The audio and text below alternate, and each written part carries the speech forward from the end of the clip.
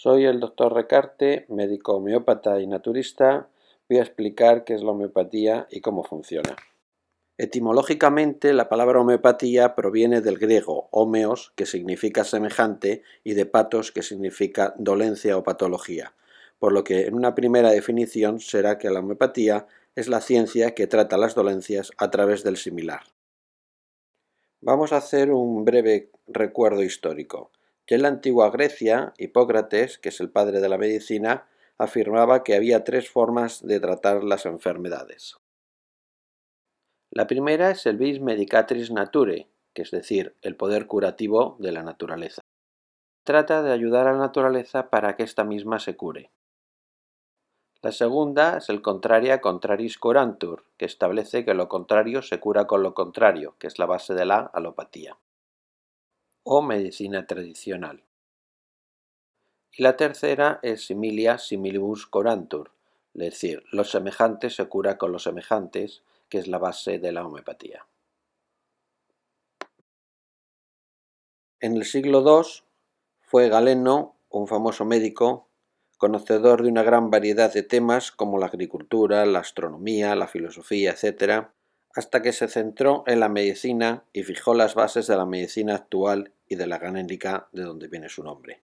No es hasta el año 1500 cuando Paracelso formula su teoría de los signos, cuando decía poseer la misma anatomía de las plantas y la misma anatomía de la enfermedad, y así plantas como la pulmonaria se utilizaba para problemas respiratorios, o la hepática para temas de hígado, o la nuez, indudablemente, se utiliza para problemas neurológicos. Esta teoría sigue vigente en la espagiria y también en la homeopatía. Sin embargo, no es hasta el año 1800 cuando el doctor Hahnemann, en su obra El Organón, pone las bases de la homeopatía, a partir de unas observaciones que relacionaban la cinchona con la malaria. Se dio cuenta que la planta provocaba una enfermedad febril semejante a la malaria. Desde entonces, la homeopatía no ha hecho más que crecer y desarrollarse por todo el mundo.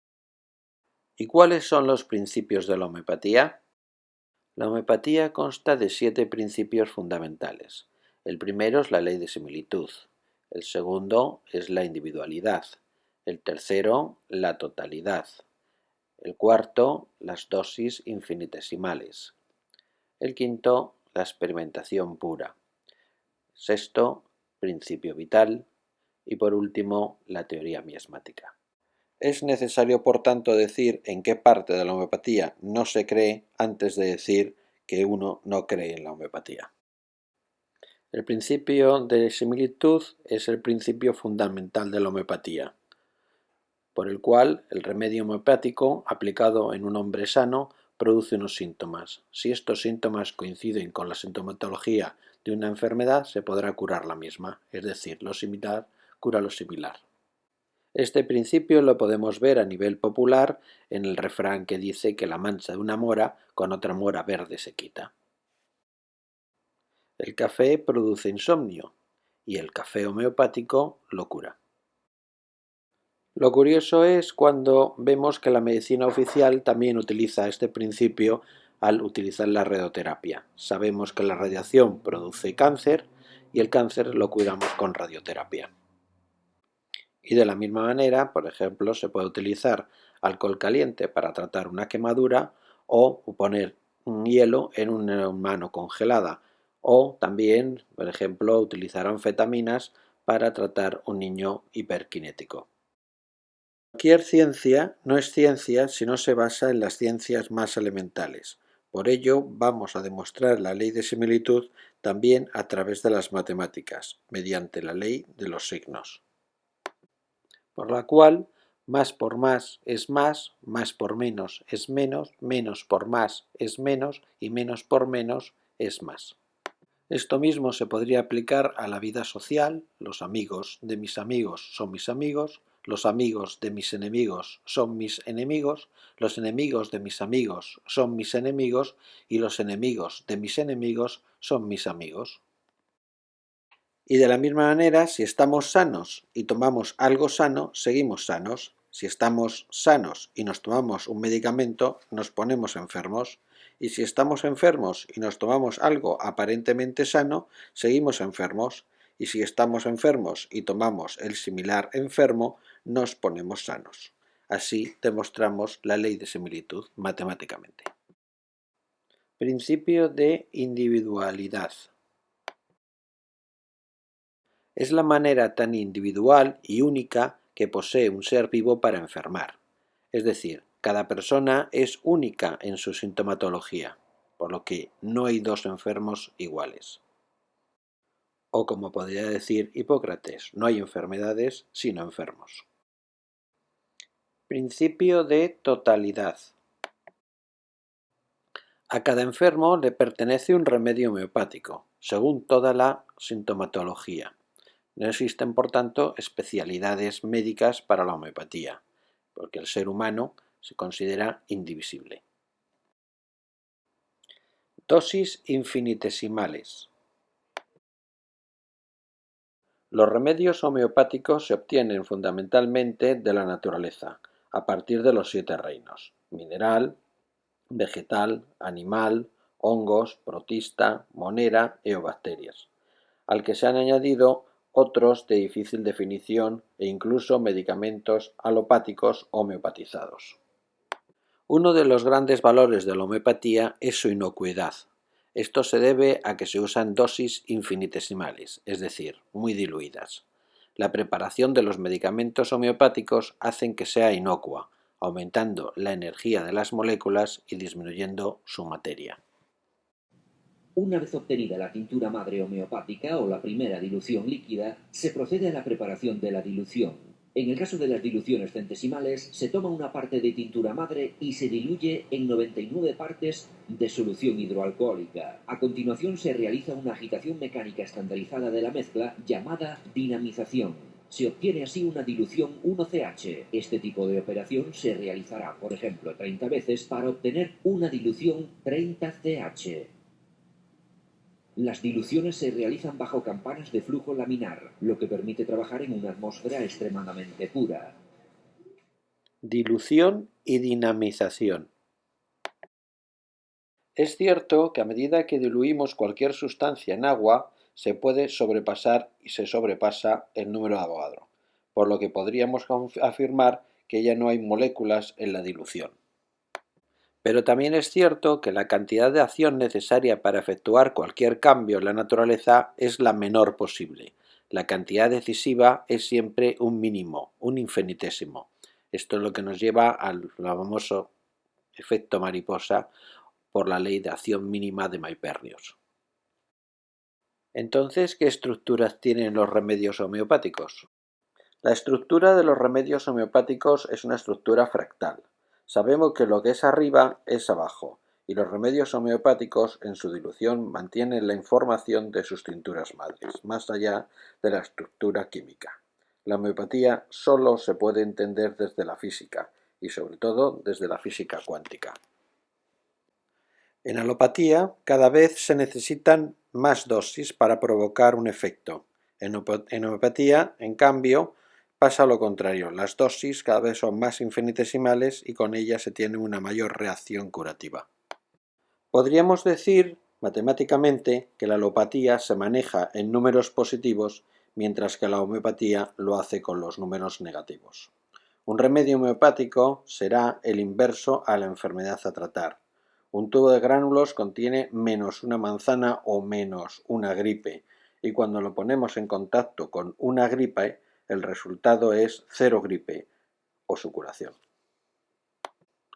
Más importante que la dilución en el proceso de fabricación de los remedios homeopáticos es la dinamización o agitación de la solución cada vez que la diluimos. Esta dinamización produce choques entre partículas, dando lugar a partículas cada vez más pequeñas que guardan la información de sus antecesoras, por su estructura fractal.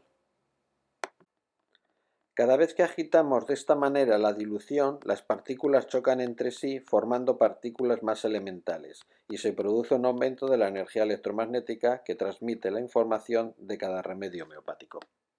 Los átomos, al chocar, dan lugar a quarks, y estos a las partículas más elementales que son los bosones y los fermiones, que en esencia lo único que contienen es información, es decir, consciencia. Tras el choque de partículas, de la misma manera que existen quarks, existen antiquarks, igual que, como dije anteriormente, existen números positivos y negativos. Y por lo tanto se puede hablar de materia y antimateria. La materia tiene su expresión en la alopatía, que se basa en la química, y de antimateria, que se corresponde con la homeopatía y se fundamenta con la física cuántica. Con todo esto, podríamos decir que un remedio homeopático es la imagen en espejo de una enfermedad convertida en energía potencial. Cuando el remedio homeopático entra en contacto con una persona enferma, la energía cinética de ésta tiene que igualarse con la energía potencial del remedio para mantener el equilibrio que produce la curación. En este proceso la masa no interviene, lo que explica la dosis infinitesimal de los remedios homeopáticos, es decir, no hace falta química para curar a los enfermos. Además, sabemos que todos los objetos que existen tienen a su alrededor un campo electromagnético que les es característico.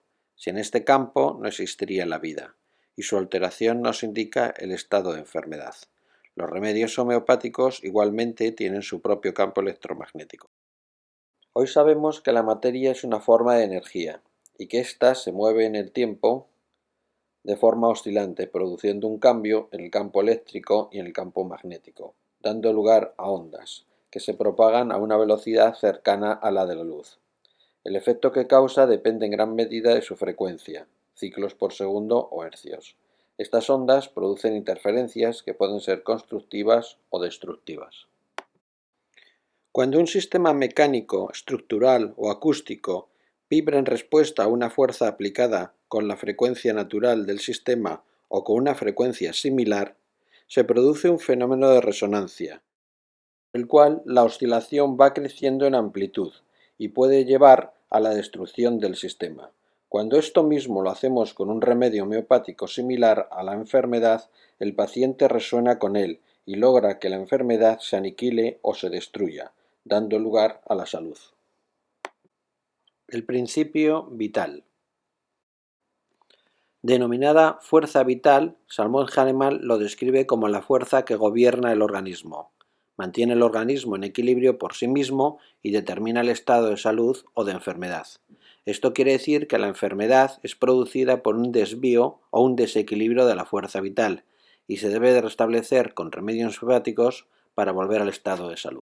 El vitalismo es la teoría filosófica y científica que considera que existe un principio de vida que no se puede explicar solamente como resultado de fuerzas físicas o químicas, y esta teoría es intrínseca a la homeopatía, de tal manera que constituye la parte, por así llamarla, del cuerpo humano en donde la homeopatía ejerce su campo de acción o la especialidad. Hay gente que se pregunta qué diferencia hay entre unos gránulos homeopáticos y otros que sean placebo. La respuesta es muy fácil. Hay la misma diferencia que existe entre unas pilas con carga y otras gastadas. El sexto principio es la experimentación pura. Hahnemann afirmaba que solo conoceremos los medicamentos experimentando con ellos, en dosis infinitesimales, sobre un organismo sano, en diferentes individuos, con diferentes edades y de diferente condición, con el fin de descubrir qué síntomas y signos produce el remedio a nivel físico y psíquico. Cuando se aplica un remedio homeopático sobre el hombre sano a experimentar, aparecerá una sintomatología denominada patogenesia. Y el conjunto de todas las patogenesias constituye la materia médica.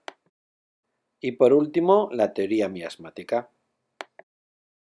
La teoría miasmática fue inicialmente formulada por Thomas Sydenham y por Giovanni Maria Lascinici, pero fue finalmente Hahnemann quien lo desarrolló y explicó sus bases en su segundo libro titulado Enfermedades crónicas. Hahnemann observó que las enfermedades tendían a la cronicidad y que presentaban un patrón heredado al cual denominó miasma, los cuales evolucionaban según unos parámetros particulares que se asemejaban a la sarna, y lo llamó sora, a la gonorrea, y lo llamó psicosis, o a la sífilis, a la que llamó luesis, que son los tres miasmas esenciales. Estos miasmas se siguen en el tiempo, y entre medias se establecieron nuevos miasmas, por lo que de 3 pasamos ya a 7, y ahora ya figuran 10 miasmas o terrenos o diátesis, o como quieran que los llamemos, aunque a mí me gusta más el nombre de terreno, para ratificar lo que decía Pasteur.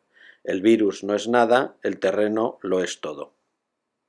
Demostradas ya las bases de la homeopatía, pasamos ahora a la medicina basada en la evidencia.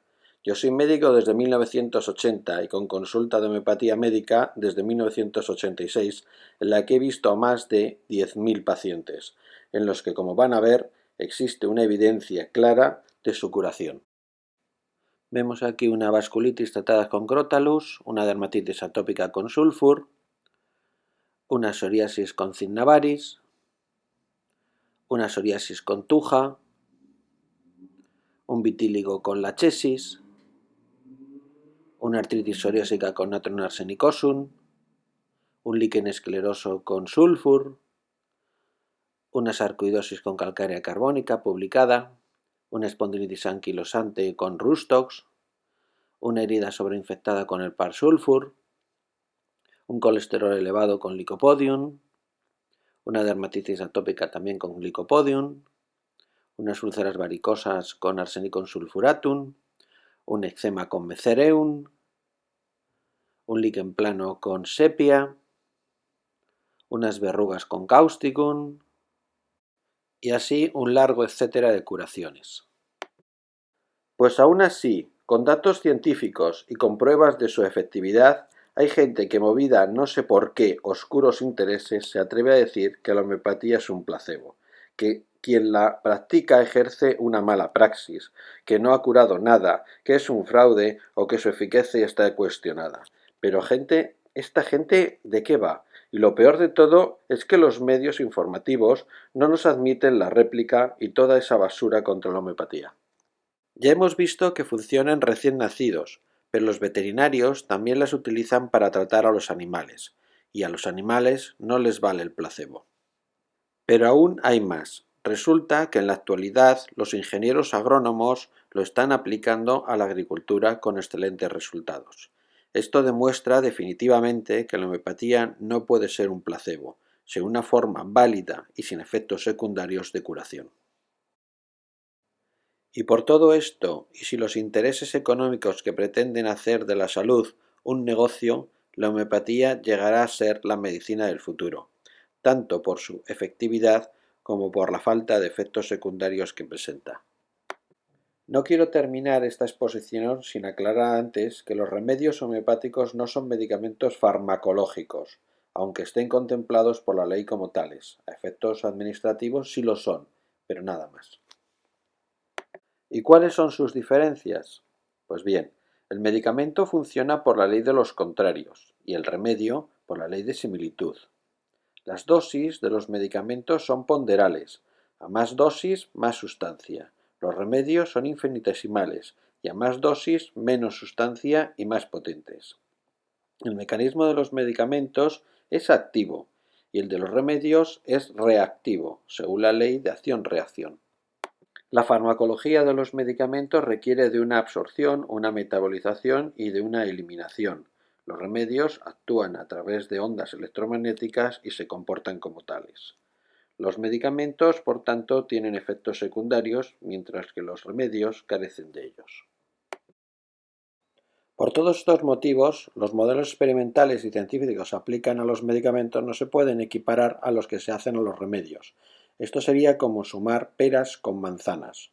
Uno está basado en la química y el otro en la física, y los resultados y conclusiones no se pueden entremezclar. Sus bases son diametralmente opuestas y los remedios homeopáticos, aunque oficialmente se los considera medicamentos, no son fármacos, aunque se vendan en las farmacias.